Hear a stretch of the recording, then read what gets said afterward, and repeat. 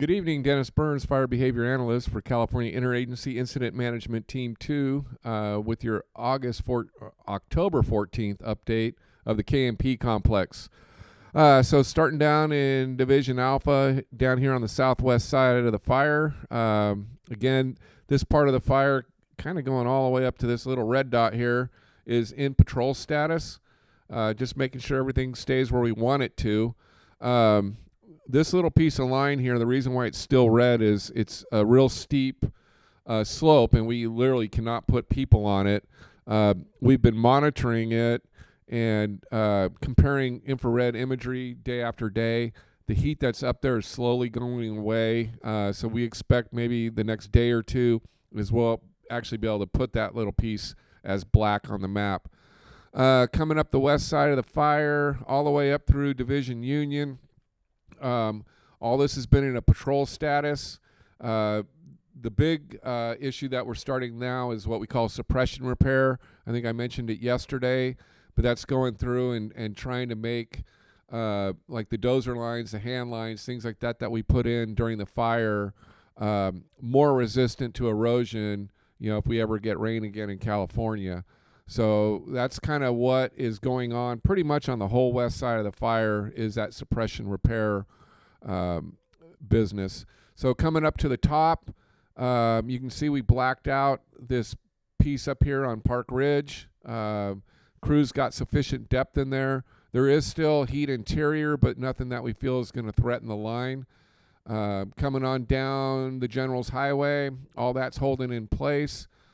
Crews are continuing to strengthen this direct hand line all the way through this. This is about 7 miles of line, so it's quite a push for them to get in there and get through. A lot of snags in there, but they're figuring 2 to 3 days, and they'll be able to call that good and walk away and not be worried about it.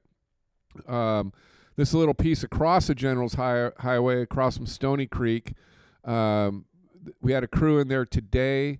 They were actually able to get some water in on there, so we'll probably see some black on the map probably tomorrow at this time. They're feeling pretty confident. There still is one little piece of indirect in here, and it's just because the fire is hung up on a slope, again, that we can't get to. Coming down the highway, everything's tied in. This piece that's out in the wilderness, as I've mentioned, it's burning up towards granite. It will produce smoke from time to time as it gets into the little stringers of fuels, of timber and whatnot that is there. Then we tie back in. This is a drainage that we were able to get crews into, and then back into the highway by the giant forest here. We continue to work this east end with aircraft today. Again, this part of the fire is not in a position to where we can actually get boots on the ground. This western end is looking pretty quiet. Most of the heat is concentrated directly on the east end, but the aircraft use that we did yesterday and what we've used today have taken quite a bit of the heat, and the spread was not nearly as much as it had been the last several days.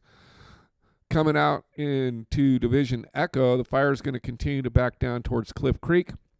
Again, it's just finding those stringers of timber, but no threat. It's an understory burn, and it's in red fir, which is a short needle, so it's very low intensity fire. And then finishing off down here in Division Charlie, which is basically the Mineral King Road, the road going out to Mineral King. We still have fire below the road, and it's not a really clean burn. And with the warmer, drier conditions, some of that is reburning. So there's crews, and they're using a drone trying to identify specific areas of heat. If it's safe for them to get into, they'll go down and cut that heat out. If it's not, they're using the drone to direct aircraft to deal with that heat. So the combination of the warm and dry, the copters, and the crews doing the work, hopefully some of that heat's just going to burn itself out. Hopefully most of it the crews will be able to deal with, so we can start reducing that threat to the Mineral King Road. So, that's your evening update for October 14th, and I'll talk to you tomorrow.